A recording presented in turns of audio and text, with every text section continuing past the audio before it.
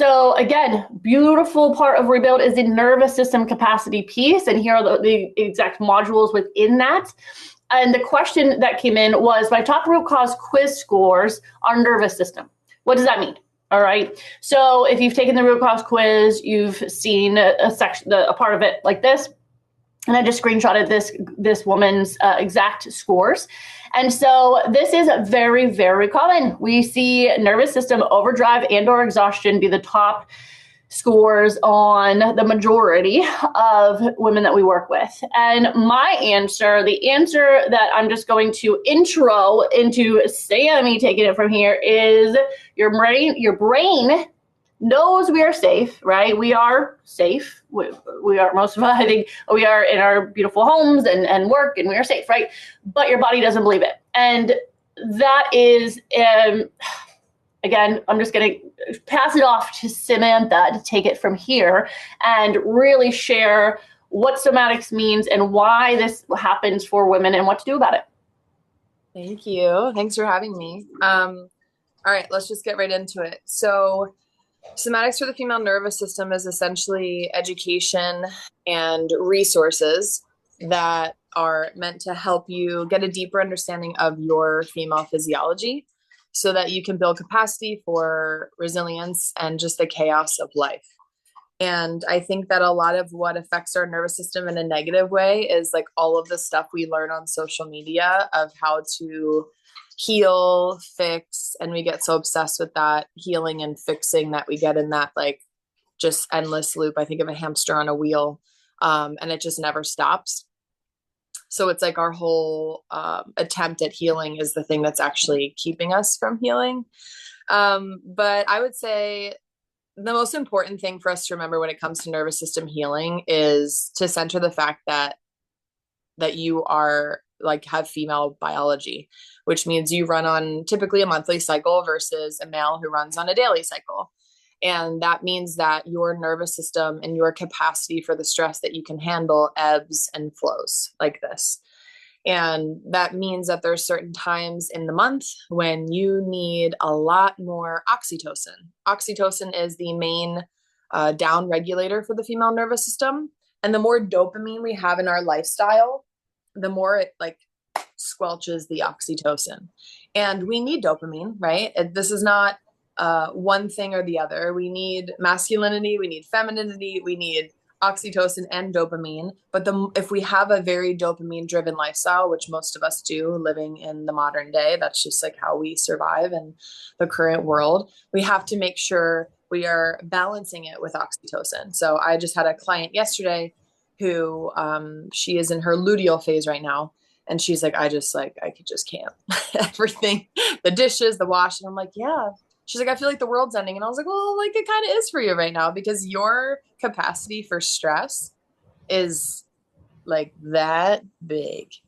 And that's because your heart rate variability shifts throughout your cycle. In your luteal phase and in your menstrual phase, it is much lower. And that means you literally have no capacity for, am I allowed to curse? Bullshit. Yeah. Yes, you are. You don't have capacity for anybody's bullshit. And like, we probably know this on some level or another, where if someone cuts you off in the luteal phase, you're like, what the, And I was saying to her, I'm like, yeah, I think about in my follicular phase, when I see a pile of dishes and like wash, I'm like excited, like a weirdo. And I get excited about making my home more functional. And then in my luteal phase or menstrual, I'm just like, I can't do anything, like it's just all too much. And that's okay. There's nothing wrong with that. And I'm just giving a real life example of what she was saying yesterday. So what I like to do is come up with like a little micro pleasure menu. And this isn't something that I want you to add to your to-do list because who has time for that? No one.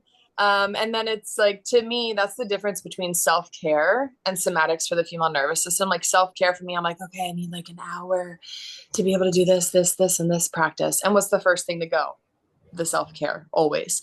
Whereas when you attune to your female nervous system and to your body, you just can essentially show up in your day the way that you already are through your five senses. So for example, I asked my client yesterday, okay, what are a couple things that you're already doing that maybe bring a little bit of pleasure that you can just really lean into? And she was sitting outside at that moment, and she just like she was just watching the leaves on a tree and like really let herself be present with that. And I'm going to take you through like a short practice in a moment to kind of just show you how simple it is to drop in. The cool thing about somatics is there are different channels of paths that you can use to drop into your body. My teacher, Veronica Rotman, who I learned all of this from, she calls this like the channels of pelvis. So it stands for pleasure, emotion, the loud channel, which is your thoughts, visual, impulse, and sensation. Most of us, when we try to drop into the body through like meditation or something, that use like guided visualization, or we're like trying to go right to the sensation part. And I just want you to know that there are so many different paths to drop into your body. There are different channels and ways to do that. Some days it might be easier to drop into one, and some days another. And it just makes it easier instead of feeling like I can't get to sensation today. Like, that's okay. Let's just take something in that feels pleasurable, or notice an emotion that comes up. So there's lots of different options there. So let's just do like a short practice for a moment, and then I can kind of take some like more targeted questions. So first, we're just going to kind of slow down, whatever that looks like for you. I think most people are sitting at this moment, and just like, even when I hear the word slow down, my body takes a deeper breath. Notice what that means. Maybe if you notice you're like leaning forward toward the screen, see if you can like inhabit the back of your body, almost like your body's just going to land in your bones. Let your bones hold your body here. Okay. And then we're going to come into our bodies. So whatever that means for you, maybe like for me, I like to do this squeeze from the wrist up to the shoulders, and then the shoulders back to the wrist. And that's just a way of me saying, hi, body.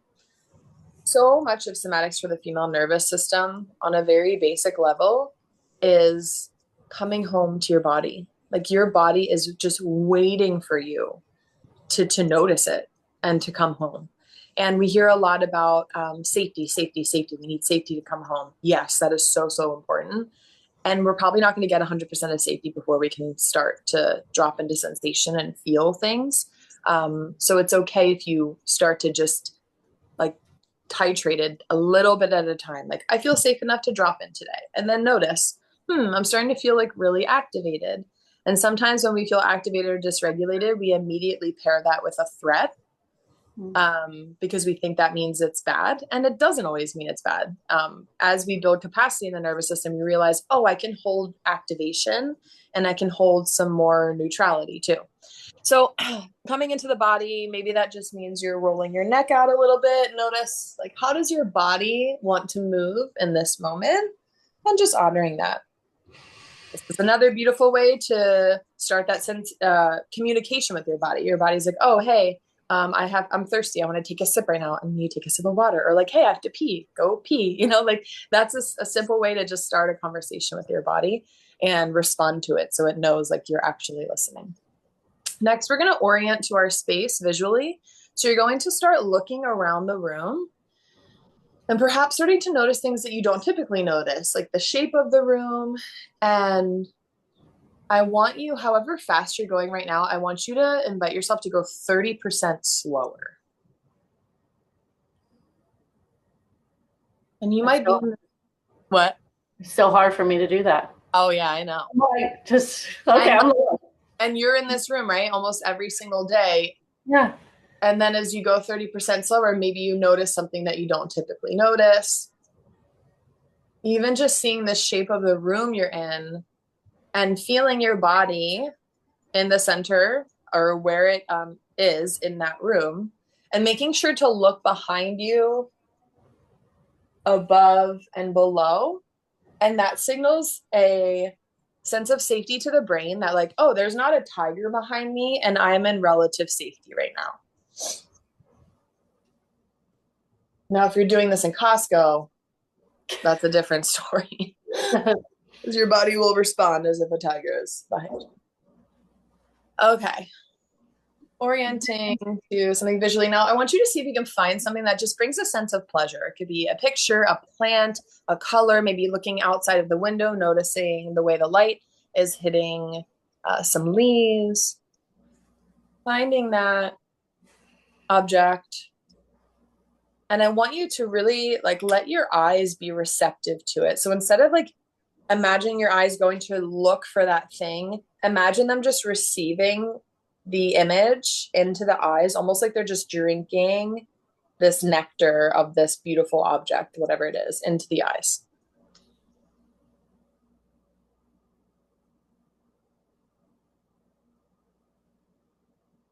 And as you do that, notice any subtle shifts in how the body responds. My belly just softened a little bit. My shoulders just dropped down. Maybe your eyes aren't straining as much.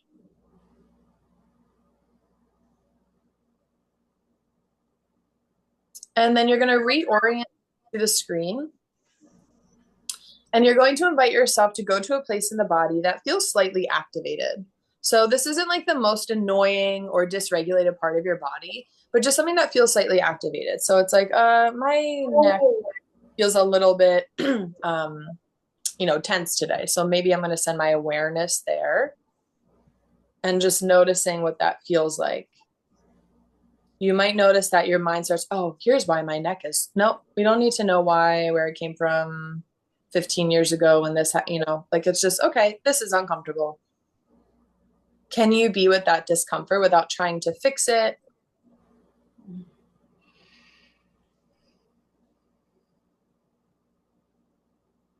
And then notice if there's a shape, a color, or a texture to that activation or to that discomfort.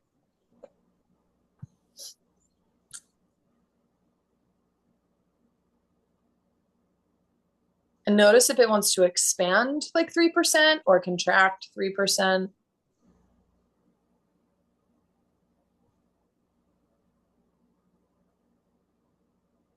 Just stay with that for a moment.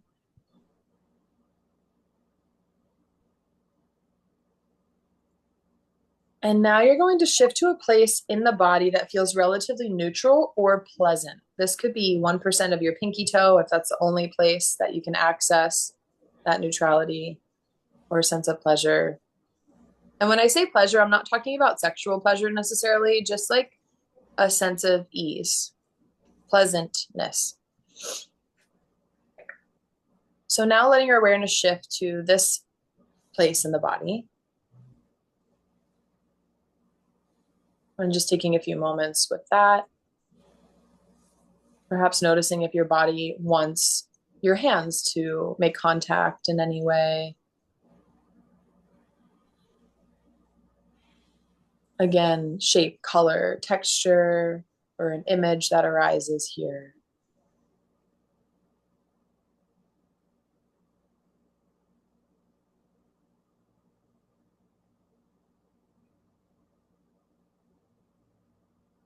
We'll just do this for one more minute.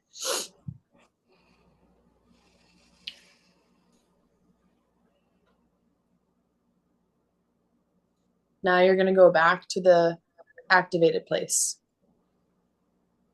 Send your awareness back to that area.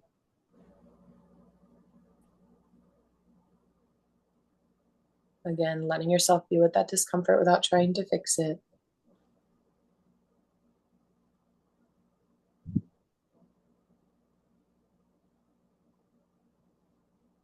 One more breath here.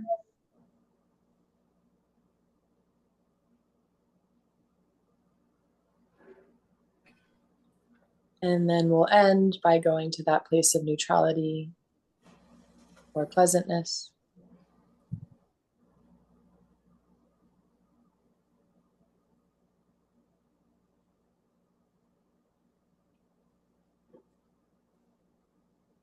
And as you take a deep breath in through your nose, long breath out through your mouth, notice if you have an impulse to move in any way. If your feet want to kind of ground down to the ground, or if you want to move your wrists or hands or shoulders, and then let yourself reorient to the screen. Now that was like a very condensed version of that practice. Usually we spend some more time kind of feeling into the pendulation, but that's just to show you that you can hold both discomfort and ease at the same time. Like you have the capacity to hold both without feeling completely overwhelmed. And this takes time, so it's okay if you were doing that and it did feel like a lot. But gosh, there's so much I could talk about, but I do want to open up like any questions that you may have so I can just kind of focus more on like targeted aspects of this. I have a question. So you mentioned, holding both at the same time. And I think that's something that women in this space have a struggle with is, well, of course I'm stressed. Like this is a very stressful journey. Infertility is the most stressful thing we're going to do. So when we were reading about nervous system regulation and social media is like, meditation and journal and do this, like, is that actually the way to bring in that regulation for women in this space normally? Yeah, I mean, I think that we have really overcomplicated everything so much.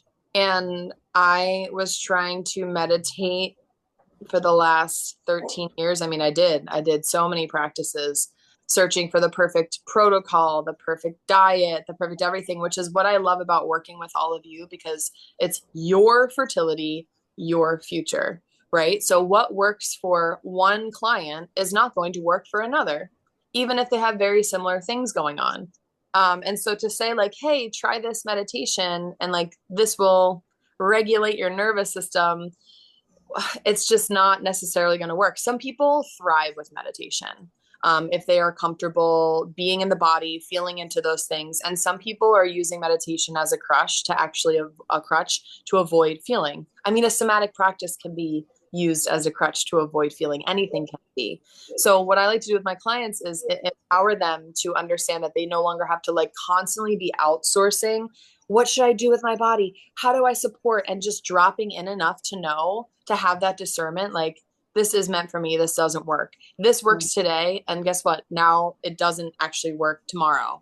And not being overwhelmed by that, but understanding that as the capacity and chaos of life shift, so does our resilience. That's why I choose the word resilience over regulation. I think regulation, we often relate to calm.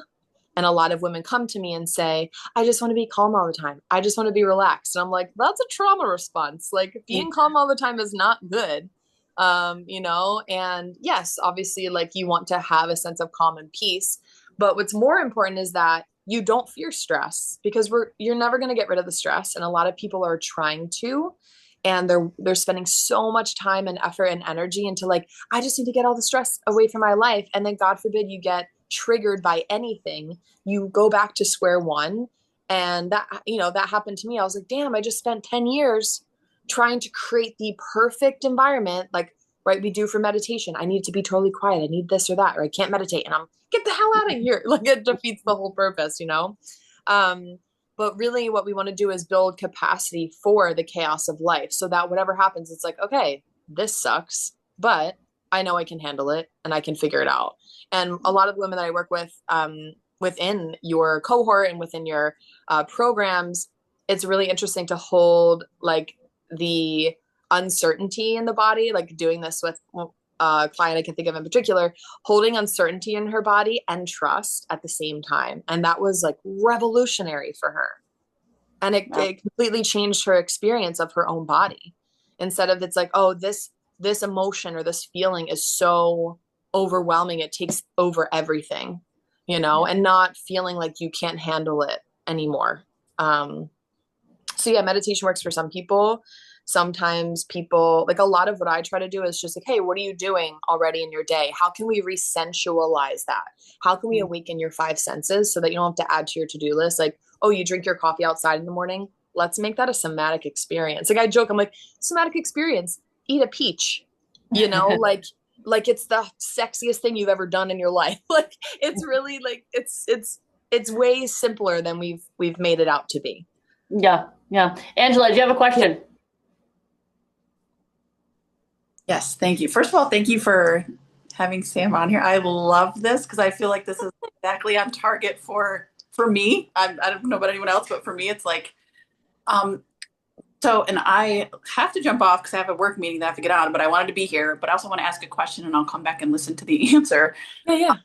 I don't know if it's I guess, can you talk more about like the self-trust because that is a huge issue. And even like unconsciously, consciously and unconsciously both, Yeah. especially unconsciously, like trusting the signals of myself versus an outside source, that kind of thing. Like I struggle for me, and just like, it's like, I feel like I tried, and it's like, what is your body saying? And it's like the thing, and then I'm like, I don't know if that's right. I don't like signals that I'm getting. I'm like second guessing or not trusting. So like, if you can speak more on that as it relates to this, I would love to hear more about that. And again, just like, thank you for being here. Thank you, Gary, everybody, for all the work you do. I think this is so great. So thank you. And I will listen later because I do have to jump off, but thank you. Yeah, you're good. Thank you for that question. Angela. That's such a great question, Angela. Building trust, I would say that's like probably one of the most important layers, if not the most important layer of this. And it starts with like those somatic channels, right? So the somatic channels of pelvis, pleasure. One of those, the I, is impulses. So something as simple, and I've talked with this about, I think most of you before in sessions, is like when you have to pee, go pee. Like like when you are thirsty, get a drink. I know with Kaylee, we were talking about this. Carrie, I'm pretty sure I've talked about this with all of you. Which is so what if it's not 12 o'clock and you're supposed to eat at 12 o'clock, and if you eat at 11:30, then you can't, because the rules say you can't eat between meals. And I've been there. I've done every course, program, modality, healing thing, everything outside. And there's a gem of beauty in all of those things, but it takes that trust to pull what I need when I need it. So it literally starts with those simple things like, okay, I have to pee, go do that. I'm thirsty, take a drink of water. These tiny, opportunities for communication with the body show our body, like, I'm here and I'm listening to you. Okay. Like even just checking in somebody like, hey, where does my body want to receive touch from my hand right now? Like a simple question like that. Is it my heart? Is it my womb? How can I just listen to that and then feel my body respond? This is not something that's going to happen on the first try. It's going to happen. Something I've been having my clients do is spend 1 week with an area of your body and just touch it. So like I've been spending a lot of time with, I know it sounds silly, about my armpits, because I have like a lot of lymphatic issues. And so I've literally just been like massaging around my armpits and doing like breast massage every single day and just noticing how my body responds. And then another week, I'll work with like deep belly fascial. And I'm not doing anything that like I had to learn. I'm just like, my body wants to be touched. I'm not doing a protocol practice that was given to me, but I'm building trust with my body, like literally one part at a time. It feels like I'm putting my body back together. Like I'm the one putting it back together instead of someone else. So I don't constantly feel like, I have to go get another body work session, which is amazing. But I have the opportunity to touch my own body, and my body wants to be touched by me more than anybody else. So building that trust starts with touching yourself. And again, it doesn't have to be a sexual thing. It's just like, how does my body want to be held by me? So listening to the impulses of what your body is trying to communicate with you. And this takes time, but as you begin to build that trust and just get to know your body, it's like you're just meeting it for the first time. And instead of judging what comes up, emotions, thoughts, stories, letting it be curiosity instead. Because when we start to judge, that creates the disconnect. And that's like what we've all been taught to do, is to be disconnected from our bodies, not to trust our own signals, because that isn't profitable. When we trust our bodies, we become dangerous to the system. And so the more that we can learn how to do that, it's going to look different for everybody. But I'm telling you, like from personal experience of chasing all of the things, all of the best teachers, the best protocols, all of it, learning how to come home to my own body, I have gained a level of discernment with relationships, with work. And it's just easy for me to immediately know, like, this is meant for me and this is not. And I've never had that before. I've always been like, I don't know. What should I do? What do you think I should do? I don't know. And it takes time, but it does happen, and just building in that trust. And of course, what happens is we've all had these experiences in the past where it felt unsafe to trust our own body's experience, especially if we have any sort of like sexual trauma from the past or anything like that. Our body was protecting us by helping us dissociate, by taking us out of our body. And so oftentimes I will have clients tell me, oh, I'm just dissociated, or I'm in freeze, or I'm in fawn. Yes, it's nice to know like those different aspects of nervous system and trauma responses. But I often think we just constantly over intellectualizing these things, and that takes us out of our body. So like, yeah, you can know all of that. That's fine. But what's more important is, hey, what if I just place my hand on my heart and say, thank you, body, for the way that you protected me, even though I didn't know that's what you were doing. And even though I thought all of these responses were wrong or something bad, you were so incredibly intelligent in the way that you protected me and still protect me now. And as I build that communication, I can say, I don't need you to do that anymore. And I not only say that, but I can show you, I actually don't need you to protect me that way anymore, but thank you. And it feels so silly being like, thank you, body. But I'm telling you, like, this is the most profound somatic practice you could do, is just like have a conversation with your own body. I just think of this like yearning. Your body is yearning for you to be with it and to come home to it. And that's what builds trust. It's just like getting to know your body, and it's your body only. And I can't do that for you, and nobody else can. Wow. Oh, incredible. Thank you for breaking that down. And such a great question, Angela. Thanks for asking that. And this reminds me of, I mean, it's so many beautiful examples we've been seeing lately of people who are going through the curriculum, people who are asking these questions, people who are breaking this down. And just one the other day, a prior cohort member went to an endometriosis specialist, got care needed there. But then that specialist kind of recommended something that was totally not appropriate for her whatsoever.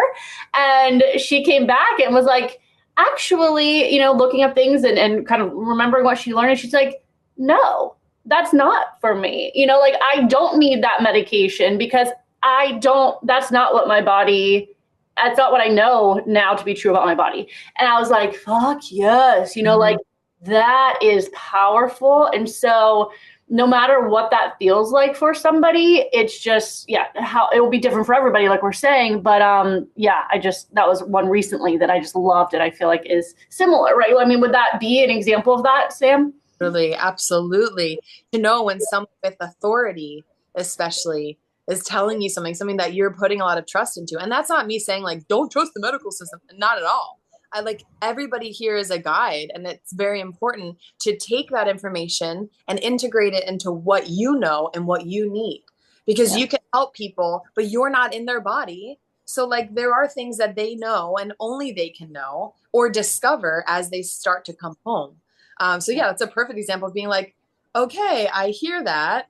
And also, I don't think that's going to work for me. And like, I always say, like, we often talk about like people pleasing and this and that, but it's like, these stages where like, I'm not going to people please anymore. And in between that is like, I'm going to say the thing I believe in. I'm going to set a boundary, and then I'm going to go throw up because that was terrifying. You know what I mean? Like, that's very real too. Like that happens.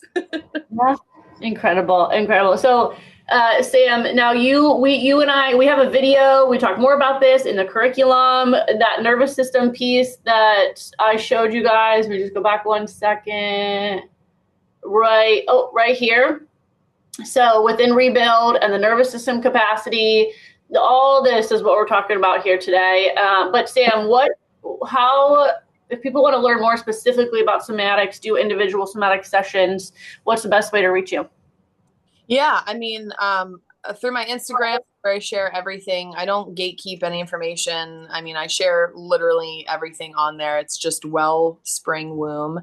Right now, I am building a little guide that is basically like 10 somatic experiences to help you revolutionize the way that you come home to your body. These are things that I work with women one-on-one, so that's obviously an option. But within those one-on-one sessions, a lot of what we do are like these somatic experiencing bodies of practices to just come home to your body. They're called practices and they're not. It's just you being with your body, and a lot of what I talked about today. But yeah, there's some resources, simple resources. I think there's like a 30-day pleasure portal, which is just like little ways to bring pleasure into your life for 30 days. Daily rhythms, which is really nice. It's like 4 sheets for each phase of your cycle. things to prioritize, what's happening actually during that phase, when you have that less capacity. Like some people feel like on their period, they don't want to work out. Some people do. That's crazy, and like I used to be like, oh, like on your period, you have to rest and you got to do this and that.